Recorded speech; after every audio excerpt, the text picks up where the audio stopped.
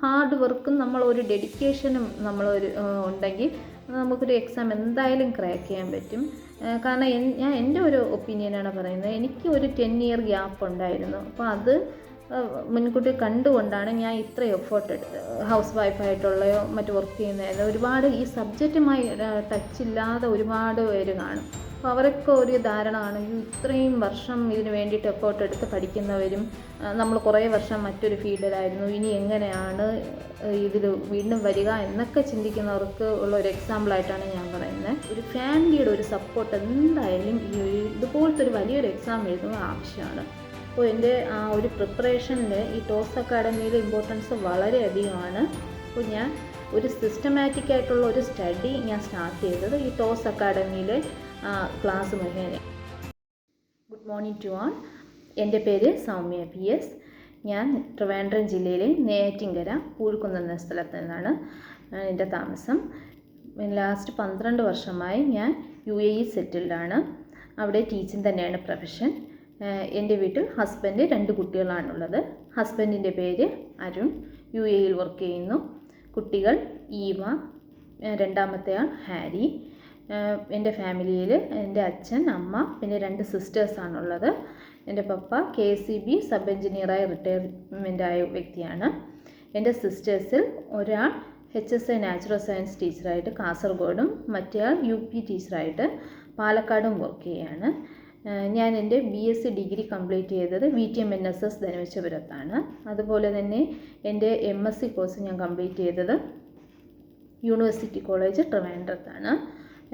എൻ്റെ BEd course ഞാൻ മാരേജിന് ശേഷമാണ് കംപ്ലീറ്റ് ചെയ്തത്.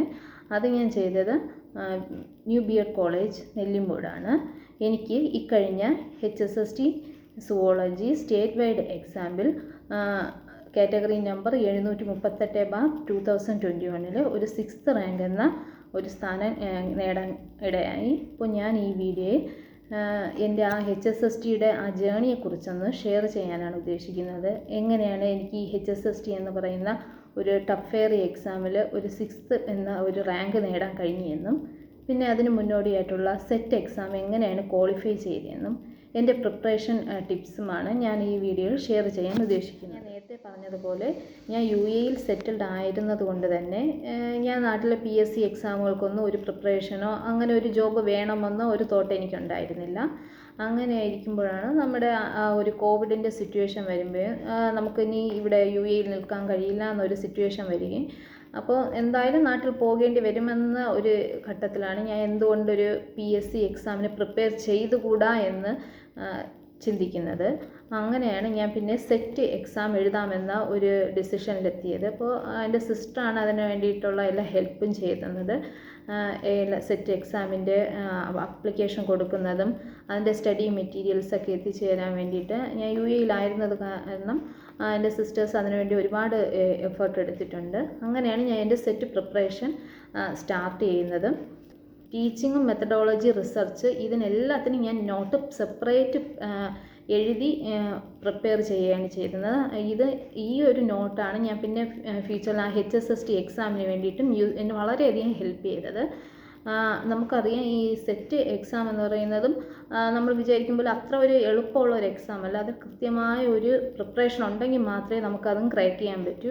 അപ്പോൾ ഞാൻ ആ ഒരു എക്സാം ക്രാക്ക് ചെയ്തതെന്ന് പറഞ്ഞാൽ വിത്തിൻ 3 months ആ ഒരു ഡ്യൂറേഷൻ ചുരുങ്ങിയ ഒരു മന്തിലാണ് ഞാൻ അതിൻ്റെ പ്രിപ്പറേഷൻ ചെയ്തത്. പക്ഷേ അതെനിക്ക് നന്നായിട്ട് എന്നെ നല്ലൊരു സ്കോർ നേടാൻ കഴിഞ്ഞു. അതിനുശേഷമാണ് ഞാൻ HSST സുവോളജി എക്സാമിന് അപ്ലൈ ചെയ്തത്. നമ്മുടെ റിസൾട്ട് വന്ന് വിത്തിൻ ഒരു 2-3 ദിവസം ഗ്യാപ്പേ ഉണ്ടായിരുന്നുള്ളൂ HSSTയുടെ ലാസ്റ്റ് ഡേറ്റിനായിട്ട്. അപ്പോൾ അങ്ങനെയാണ് ഞാൻ ഈ എക്സാമിലേക്ക് അപ്ലൈ ചെയ്യുന്നത്. ഇനി ഞാൻ പറയാൻ പോകുന്നത് എൻ്റെ HSST എക്സാം പ്രിപ്പറേഷൻ ജേണിയെക്കുറിച്ചാണ്. അപ്പോൾ HSST എക്സാമിന് അപ്ലൈ ചെയ്തു. അപ്പോൾ ആദ്യം തന്നെ ഞാൻ ഇത് അപ്ലൈ ചെയ്തപ്പോൾ എനിക്കിതറിയാം, ഇതൊരു നല്ലൊരു കോമ്പറ്റീഷൻ ഉള്ളൊരു എക്സാമാണ്. കാരണം ഈ എക്സാമിന് പാർട്ടിസിപ്പേറ്റ് അല്ലെങ്കിൽ കാൻഡിഡേറ്റ്സ് ആയിട്ടുള്ള എല്ലാവരും തന്നെ ഹൈലി ക്വാളിഫൈഡ് ആയിട്ടുള്ളവർ കാണും. ഡോക്ടറേറ്റ് കിട്ടിയവർ കാണും, PhD MPhil അങ്ങനെയുള്ള എല്ലാ ക്വാളിഫിക്കേഷൻസ് ഉള്ള ആൾക്കാർ എഴുതുന്ന ഒരു എക്സാമാണെന്ന് നല്ല ബോധ്യമുണ്ടായിരുന്നു. അതുകൊണ്ട് തന്നെ ഞാൻ ഇതിൻ്റെ സ്റ്റാർട്ടിങ് മുതൽ തന്നെ എനിക്ക് ഒരു ഗോൾ എന്നവണ്ണം ഞാൻ എൻ്റെ ഒരു റാങ്ക് സെറ്റ് ചെയ്ത് വെച്ചിരുന്നു. ആദ്യത്തെ 12 റാങ്കിനകത്ത് ഉറപ്പായിട്ടും വരണം എന്ന രീതിയിലാണ് ഞാൻ എൻ്റെ പ്രിപ്പറേഷൻ തന്നെ സ്റ്റാർട്ട് ചെയ്തത് തന്നെ. അതിന് വേണ്ടിയിട്ട് ഞാൻ ഫസ്റ്റ് തന്നെ എൻ്റെ ആ സിലബസ് ഒന്ന് ഡൗൺലോഡ് ചെയ്തെടുക്കുകയാണ് ചെയ്തത്. അപ്പോൾ സിലബസ് നമ്മൾ ഒന്ന് വായിക്കുമ്പോൾ തന്നെ നമുക്ക് മനസ്സിലാവും ഇത് എത്രമാത്രം ഡീപ്പായിട്ടുള്ള കാര്യങ്ങളാണ് അതിൽ ഇൻക്ലൂഡഡ് ആയിട്ടുള്ളത്. ഒരു MSc ലെവൽ ക്വസ്റ്റ്യൻസാണ് ആ ഒരു സിലബസാണ് അതിലുള്ളത്. അതുപോലെ തന്നെ നമുക്ക് പാർട്ട് ബിയും ജനറൽ പേപ്പേഴ്സും റിസർച്ച് മെത്തഡോളജിയും അതും വളരെ ഡീപ്പായിട്ടുള്ള കാര്യങ്ങളാണുള്ളത്. അപ്പോൾ ഞാൻ എൻ്റെ ശരിക്കുള്ള HSST പ്രിപ്പറേഷൻ സ്റ്റാർട്ട് ചെയ്തത് ടോസ് അക്കാഡമിയിൽ ജോയിൻ ചെയ്തതിന് ശേഷം ആണ്. അപ്പോൾ ടോസ് അക്കാഡമിയിൽ ഞാൻ യൂട്യൂബിൽ യാദൃശ്ചികമായിട്ട് ആ ഒരു അപ്ലൈ ചെയ്ത് വിത്തിൻ 2 ഡേയ്സിൽ തന്നെ ഞാൻ ക്ലാസ്സിൽ ജോയിൻ ചെയ്തിരുന്നു. ഒരു ആഡ് കണ്ടിട്ടാണ് അതിൽ ജോയിൻ ചെയ്തത്. അപ്പോൾ എൻ്റെ ആ ഒരു പ്രിപ്പറേഷനിൽ ഈ ടോസ് അക്കാഡമിയിലെ ഇമ്പോർട്ടൻസ് വളരെയധികമാണ്. അപ്പോൾ ഞാൻ ഒരു സിസ്റ്റമാറ്റിക് ആയിട്ടുള്ള ഒരു സ്റ്റഡി ഞാൻ സ്റ്റാർട്ട് ചെയ്തത് ഈ ടോസ് അക്കാഡമിയിലെ ക്ലാസ് മുഖേനയാണ്. അപ്പോൾ അതിൽ നമുക്ക് ആദ്യത്തെ ക്ലാസ് എന്ന് പറയുന്നത് നമുക്ക് ആ സിലബസ് മാം പ്രൊവൈഡ് ചെയ്യും.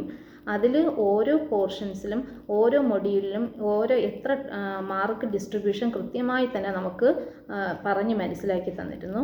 അപ്പോൾ തന്നെ നമുക്ക് മനസ്സിലാവും ഓരോ ടോപ്പിക്കിനും അതിനുള്ള ഇമ്പോർട്ടൻസും.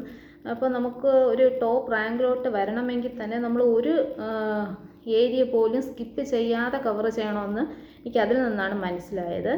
പിന്നെ നമ്മൾ ഒരു സിസ്റ്റമാറ്റിക് ആയിട്ടുള്ള ഒരു ടൈം ടേബിൾ അതിനുണ്ട്. അപ്പോൾ ഞാൻ എൻ്റെ പ്രിപ്പറേഷനിൽ ഫസ്റ്റ് ക്ലാസ് മുതൽ അതിൻ്റെ എൻഡ് വരെ ഒരേ മൈൻഡ് സെറ്റിലാണ് ഉണ്ടായിരുന്നത്. അതായത് അതേ വർക്ക് ഫസ്റ്റ് ഡേ ചെയ്ത അതേ എഫേർട്ട് തന്നെയാണ് ആ എക്സാമിൻ്റെ ലാസ്റ്റ് ഡേ വരെ ഞാൻ എടുത്തിരുന്നത്. അപ്പോൾ അതിൽ നമുക്ക് ഇപ്പം ക്ലാസ് ഓരോ ദിവസവും ഓഡിയോ ക്ലാസ്സസ് അവൈലബിൾ ആണ്. അതുപോലെ തന്നെ PDF നോട്ട്സും നമുക്കതിൽ നിന്ന് തന്നെ കിട്ടും. അപ്പം ഞാൻ ഫോളോ ചെയ്തിരുന്നതെന്ന് പറഞ്ഞാൽ ഇപ്പോൾ റുമീന മിസ്സാണ് നമ്മളെ പഠിപ്പിച്ചിരുന്നത്. അപ്പം മിസ്സിൻ്റെ വളരെ നല്ല ക്ലാസ്സാണ്.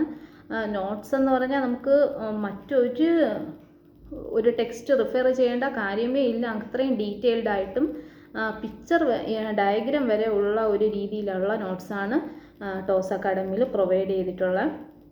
അപ്പം ഞാൻ ചെയ്തതെന്ന് വെച്ചാൽ ഇപ്പം മാം ഏത് ക്ലാസ്സാണോ അന്ന് എടുക്കുന്നത് അതൊരു ഈവനിങ്ങോടെ ഞാൻ അതിൻ്റെ പ്രിൻ്റ് ഔട്ട് എൻ്റെ ഹസ്ബൻഡ് അത് എല്ലാ ദിവസവും കൃത്യമായി എടുത്തു തരും. അപ്പം നാട്ടിൽ ടൈം എന്ന് പറയുമ്പോൾ മാം ഒരു ക്ലാസ് ഒരു 4 മണിയാകുമ്പോഴായിരിക്കും. അപ്പം ഞാൻ UAE-യിലായിരുന്ന കാരണം ഒരു 2:30 ആകുമ്പോൾ ഫോണിൽ മെസ്സേജ് വരും. അപ്പോൾ ഞാൻ ആ ടൈമിൽ തന്നെ ആ ക്ലാസ് കേട്ട് ഒരു 6 o'clock അകത്ത് ഹസ്ബൻഡ് എനിക്ക് അതിൻ്റെ PDF നോട്ട്സ് എടുത്ത് തരുമായിരുന്നു. അങ്ങനെയാണ് ഞാൻ പഠിച്ചിരുന്നത്. മാത്രമല്ല ഞാൻ ഈ നോട്ട്സ് പഠിക്കുന്നതിനോടൊപ്പം തന്നെ ഞാൻ ഒരു നെറ്റ് ബുക്ക് റെഫർ ചെയ്യുമായിരുന്നു. അപ്പോൾ ആ നെറ്റിൻ്റെ എക്സാമിൻ്റെ ബുക്ക് ഉണ്ടായിരുന്നു. അപ്പോൾ അതിൽ നിന്നും ഈ സെയിം ടോപ്പിക്കിലെ അഡീഷണൽ പോയിൻറ്റ്സും പിന്നെ അതുപോലെ തന്നെ MCQs ക്വസ്റ്റ്യൻസും ഞാൻ ആ ടോപ്പിക്കിനോട് ആഡ് ഓൺ ചെയ്താണ് പോയിരുന്നത്. അപ്പോൾ മാം ഒരു ഇമ്മ്യൂണോളജി എന്ന ടോപ്പിക്കാണ് പഠിപ്പിക്കുന്നതെങ്കിൽ അപ്പം മാമിൻ്റെ നോട്ട് എടുത്തിട്ട് എനിക്ക് കിട്ടുന്ന അഡീഷണൽ പോയിൻറ്റ്സും അതിലുള്ള എല്ലാ MCQസും മാക്സിമം MCQസും ഞാൻ അതിലൂടെ ആഡ് ഓൺ ചെയ്യും.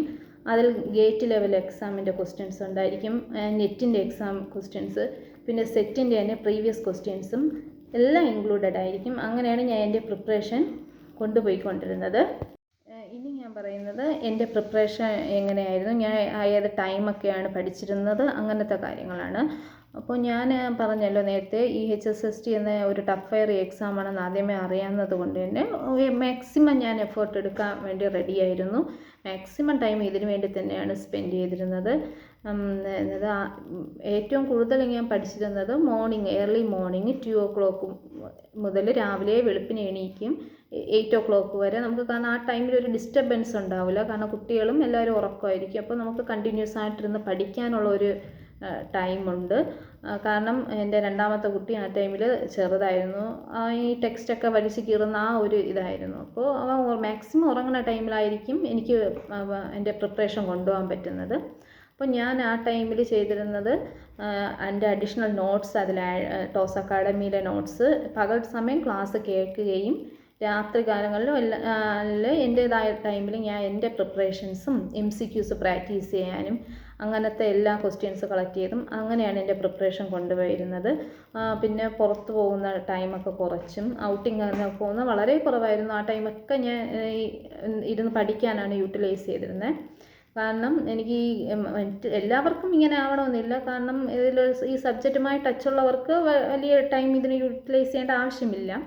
എന്നെ സംബന്ധിച്ച് എനിക്കൊരു ഗ്യാപ്പ് ഉള്ളത് കാരണമാണ് ഞാൻ അത്ര ഇൻവെസ്റ്റ്മെൻറ്റ് ഇതിൽ കൊടുത്തത് തന്നെ. പിന്നെ പാർട്ട് ബിക്ക് വേണ്ടിയിട്ട് ഞാൻ ഡെയിലി ഈ ടോസ് അക്കാഡമിയിൽ ക്ലാസ് തുടങ്ങിയത് മുതൽ ഒരു 1 to 2 അവർ ഞാൻ ഇതിന് വേണ്ടിയിട്ട് മാറ്റി വയ്ക്കുമായിരുന്നു. അങ്ങനെയാണ് ഞാൻ എൻ്റെ പ്രിപ്പറേഷൻസ് കൊണ്ടുപോയിരുന്നത്. അങ്ങനെ നമ്മുടെ ഷോർട്ട് ലിസ്റ്റ് വരികയും അപ്പോൾ മെയിൻ ലിസ്റ്റിലാണെന്ന് അറിഞ്ഞ് വളരെ സന്തോഷമാണ്. കാരണം നമ്മളത് പ്രതീക്ഷിച്ചിരുന്നതുമാണ്. പിന്നെയാണ് അപ്പോൾ നമുക്ക് കട്ട് ഓഫ് മനസ്സിലാവും. കട്ട് ഓഫ് കണ്ടപ്പോൾ മനസ്സിലായി അപ്പോൾ നമുക്ക് എന്തായാലും ഒരു 10-നകത്ത് റാങ്ക് വരാനുള്ള എല്ലാ സ്കോപ്പും ഉണ്ടെന്ന് മനസ്സിലായി. പിന്നെ എനിക്കപ്പോൾ മനസ്സിലായി നമ്മൾ ഇൻ്റർവ്യൂ പ്രിപ്പറേഷൻ നല്ല രീതിയിൽ കൊണ്ടുപോകണമെന്ന്. അപ്പോൾ ഞാൻ മാമിൻ്റെ അടുത്ത് മെസ്സേജ് ഇപ്പോൾ ഇൻ്റർവ്യൂ ഇപ്പോൾ മാം ഓൾറെഡി മാം പറഞ്ഞു നിങ്ങൾക്ക് ഇൻ്റർവ്യൂ ടോസ് അക്കാഡമിയിൽ നമുക്ക് കോഴ്സുണ്ട്. നിങ്ങൾ നേരത്തെ എൻ്റെ അതേതാണ്, ഇത് ഫ്രീ കോഴ്സാണ്. അപ്പോൾ നമുക്കതിൽ ഗൈഡൻസ് ഒക്കെ നമുക്ക് ലഭിച്ചിരുന്നു. പ്രീവിയസ് ആയിട്ടുള്ള റാങ്ക് ഹോൾഡേഴ്സിൻ്റെ അവരുടെ ഒപ്പീനിയനും അവരുടെ എക്സ്പീരിയൻസ് എല്ലാം ഇതിൽ ഷെയർ ചെയ്യുന്നു. പിന്നെ നമുക്കിതിനു വേണ്ടി സെപ്പറേറ്റ് നോട്ട്സും പ്രൊവൈഡ് ചെയ്തിരുന്നു. അപ്പോൾ ഞാനും എൻ്റേതായ പ്രിപ്പറേഷൻ നല്ല രീതിയിൽ തന്നെയാണ് കൊണ്ടുപോയത്. അപ്പോൾ നമുക്കറിയാം HSSTയിലാവുമ്പോൾ അതിൽ നമുക്ക് ഒരുപാട് അതായത് weightage PG weightage MPhil qualification ഇതിനൊക്കെ നമുക്ക് മാർക്ക് ആഡ് ഓൺ ആവുന്നുണ്ട്. അപ്പോൾ MPhilലോ അങ്ങനെയൊക്കെ ഇല്ലാത്തത് കാരണം എനിക്ക് ഈ ഇൻ്റർവ്യൂ നല്ല മാർക്ക് വേണമെന്നത് അറിയായിരുന്നു. അപ്പോൾ ഞാനും എൻ്റേതായ രീതിയിൽ നല്ല ഒരു പ്രിപ്പറേഷനാണ് ചെയ്തത്. ആദ്യം തന്നെ നമ്മുടെ മോക്കപ്പ് ക്ലാസ്സുകളും അതായത് വീഡിയോ ലെസൺസും എല്ലാം പ്രിപ്പയർ ചെയ്ത് ആ ഒരു ലെവലിൽ തന്നെയാണ് ലെസൺ പ്ലാനുകളും എല്ലാം പ്രിപ്പയർ ചെയ്ത് ക്ലാസ്സിന് വേണ്ടി പ്രിപ്പയർ ചെയ്ത് വെച്ചിരുന്നു. മാത്രമല്ല മറ്റു ക്വസ്റ്റ്യൻസും ചോദിക്കാൻ സാധ്യതയുള്ള ക്വസ്റ്റ്യൻസും അങ്ങനത്തെ എല്ലാ ക്വസ്റ്റ്യൻസും എഴുതി വെച്ചിരുന്നു. അതുപോലെ തന്നെ മോക്ക് ഇൻ്റർവ്യൂ ഞാൻ വീട്ടിലും ചെയ്ത് നോക്കിയിട്ടുണ്ട്. ഹസ്ബൻഡ് എൻ്റെ കുട്ടികളുമായിരിക്കും ജഡ്ജിങ് പാനലിലും. അപ്പോൾ അവരിങ്ങനെ ഇൻ്റർവ്യൂ ചെയ്ത് അങ്ങനെ കുറേ പ്രാക്ടീസ് ചെയ്തു. അങ്ങനെ എനിക്ക് അതിൽ ഇൻ്റർവ്യൂവിൻ്റെ മാക്സിമം സ്കോർ നേടാൻ സാധിച്ചു. അങ്ങനെയാണ് എൻ്റെ പ്രിപ്പറേഷൻസൊക്കെ കൊണ്ടുപോയത്. അങ്ങനെ ഒക്ടോബറിൽ ആയപ്പോഴേക്കും നമ്മുടെ റിസൾട്ട് വന്നു. അപ്പോൾ അതിലൊരു 6th റാങ്ക് എന്ന് പറയുന്നത് ഞാൻ എൻ്റെ ഒരു ഹാർഡ് വർക്ക് കൊണ്ട് തന്നെയാണ് നേടിയെടുക്കാൻ പറ്റിയതെന്ന് ഞാൻ വിശ്വസിക്കുന്നു. അപ്പോൾ ഞാൻ ഇനി വരുന്ന HSST എക്സാം പ്രിപ്പയർ ചെയ്യുന്ന കുട്ടികൾക്കോ മറ്റ് ടീച്ചിങ് എക്സാം എഴുതാൻ പോകുന്നവർക്കോ ഒരു അഡ്വൈസായിട്ട് അല്ല, എൻ്റെ ഒരു സക്സസ് ടിപ്പായിട്ട് ഞാൻ പറയുന്നത് സക്സസ്സിന് വേണ്ടിയിട്ട് പ്രത്യേകിച്ചൊരു ടിപ്പ് ഉള്ളതായിട്ട് എനിക്ക് തോന്നില്ല. കാരണം ഹാർഡ് വർക്കും നമ്മളൊരു ഡെഡിക്കേഷനും നമ്മളൊരു ഉണ്ടെങ്കിൽ നമുക്കൊരു എക്സാം എന്തായാലും ക്രാക്ക് ചെയ്യാൻ പറ്റും. കാരണം ഞാൻ എൻ്റെ ഒരു ഒപ്പീനിയനാണ് പറയുന്നത്. എനിക്ക് ഒരു 10 ഇയർ ഗ്യാപ്പ് ഉണ്ടായിരുന്നു. അപ്പോൾ അത് മുൻകൂട്ടി കണ്ടുകൊണ്ടാണ് ഞാൻ ഇത്ര എഫേർട്ട് എടുത്തത്. കാരണം സാധാരണ ഇതിനേക്കാളും ഈസി ആയിട്ട് ഈ ഒരു റാങ്ക് ലിസ്റ്റിൽ നല്ലൊരു റാങ്ക് കിട്ടിയ ഒരുപാട് പേര് കാണും. പക്ഷെ അത് ഞാൻ അവർക്ക് വേണ്ടിയിട്ടുള്ളതല്ല. ഞാൻ ഇപ്പോൾ എന്നെപ്പോലെ ഒരുപാട് ഹൗസ് വൈഫായിട്ടുള്ളയോ മറ്റ് വർക്ക് ചെയ്യുന്ന ഒരുപാട് ഈ സബ്ജക്റ്റുമായി ടച്ചില്ലാതെ ഒരുപാട് പേര് കാണും. അപ്പോൾ അവരൊക്കെ ഒരു ധാരണ കാണും, ഇത്രയും വർഷം ഇതിന് വേണ്ടിയിട്ട് എഫേർട്ട് എടുത്ത് പഠിക്കുന്നവരും നമ്മൾ കുറേ വർഷം മറ്റൊരു ഫീൽഡിലായിരുന്നു, ഇനി എങ്ങനെയാണ് ഇതിൽ വീണ്ടും വരിക എന്നൊക്കെ ചിന്തിക്കുന്നവർക്ക് ഉള്ള ഒരു എക്സാമ്പിളായിട്ടാണ് ഞാൻ പറയുന്നത്. ഞാൻ ഈ ഒരു 10 ഇയർ ഗ്യാപ്പിന് ശേഷമാണ് സെറ്റും ഞാൻ ഒരു ഫസ്റ്റ് അറ്റംപ്റ്റിൽ ക്ലിയർ ചെയ്യുന്നത്, എൻ്റെ ഒരു PSC എക്സാമും ക്ലിയർ ചെയ്യുന്നത്. അപ്പോൾ അതിന് ഞാൻ കണ്ടുപിടിച്ച മാർഗ്ഗം എന്ന് പറഞ്ഞാൽ പഠിക്കുന്ന ടൈമിലും ഞാൻ ഒരു എബോ ആവറേജ് സ്റ്റുഡൻ്റ് ആയിരുന്നു. അപ്പോൾ ആ ഒരു കോൺഫിഡൻസ് എനിക്ക്, ആ ഒരു കാലിബർ എനിക്ക് ഉള്ളത്, നമുക്കറിയാം നമ്മുടെ കാലിബർ എന്താണെന്ന്. ആ ഒരു ഇതിൽ നിന്നുകൊണ്ടാണ് ഞാൻ ഇത്രയും എഫേർട്ട് എടുത്തതും ഈ ഒരു റാങ്ക് നേടാൻ സഹായിച്ചതും എന്നെ ഹെൽപ്ഫുള്ളാക്കിയതും. മാത്രമല്ല ഒരു അഡ്വൈസ് ടിപ്പായിട്ട് എനിക്ക് പറയാനുള്ളത്, നമ്മൾ ആദ്യം തന്നെ ഒരു സിസ്റ്റമാറ്റിക് ആയിട്ട് നമ്മൾ പഠിക്കാൻ ശ്രമിക്കുക.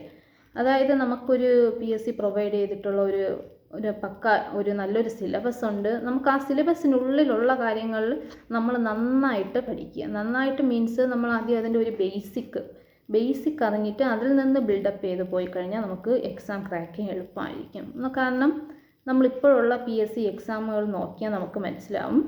കാരണം അതിലെ ക്വസ്റ്റ്യൻസ് വളരെ കൺഫ്യൂസിങ് ആയിട്ടുള്ള ഓപ്ഷൻസ് ആയിരുന്നു. നമ്മുടെ ഈ ഒരു എക്സാമിനെ ക്വസ്റ്റ്യൻ പാറ്റേൺ എടുത്ത് നോക്കിയാൽ അതിൽ മിക്ക ക്വസ്റ്റ്യൻസും നമുക്ക് അറ്റൻഡ് ചെയ്യണോ ചെയ്യണ്ടേ അങ്ങനത്തെ ഒരു കൺഫ്യൂസിങ് ലെവലിലുള്ള ക്വസ്റ്റ്യൻസ് ആയിരുന്നു. മാത്രമല്ല അതിൽ കുറേ ഡിലീഷൻസ് വന്നു. അപ്പം നമ്മൾ കാൽക്കുലേറ്റ് ചെയ്ത സ്കോറിനേക്കാളും ഒരുപാട് ഡിഫറൻസ് ലാസ്റ്റ് നമ്മളെ റിസൾട്ട് വന്നപ്പോൾ വന്നു. അപ്പോൾ നമ്മൾ ഇതെല്ലാം മുൻകൂട്ടി കണ്ട് നമ്മളൊരു സിസ്റ്റമാറ്റിക് ആയിട്ടുള്ള ഒരു സ്റ്റഡി തന്നെയായിരിക്കണം നമ്മൾ കൊണ്ടുപോകേണ്ടത്. പിന്നെ നമ്മൾ ഹാർഡ് വർക്ക് ചെയ്യാൻ വേണ്ടിയിട്ട് നമ്മൾ വില്ലിങ് ആയിരിക്കണം. നമുക്ക് കിടന്ന് ഉറങ്ങാനും മറ്റു കാര്യങ്ങൾക്കുമാണ് ടൈം നമ്മൾ സ്പെൻഡ് ചെയ്യുന്നതെങ്കിൽ അങ്ങനെയുള്ളവർക്ക് ഈ ഒരു എക്സാം ക്രാക്ക് ചെയ്യാൻ വളരെ ബുദ്ധിമുട്ടായിരിക്കും. ഞാൻ പറഞ്ഞത് ഈ ഒരു ഗ്യാപ്പൊക്കെ ഉള്ളവർക്ക്, അല്ലാത്തവർക്ക് ഇത് ഈസി ആയിട്ട് ക്രാക്ക് ചെയ്യാൻ പറ്റുമായിരിക്കാം. ഞാൻ എൻ്റെ ഒരു അഡ്വൈസാണ് പറയുന്നത്. പിന്നെ എന്നെ സംബന്ധിച്ചും നമ്മൾ മാക്സിമം MCQs എവിടെ നിന്നൊക്കെ ഏതൊക്കെ സോഴ്സ് നമുക്ക് യൂസ് ചെയ്യാൻ പറ്റുമോ അതെല്ലാം നമ്മളിതിൽ യൂസ് ചെയ്യാം.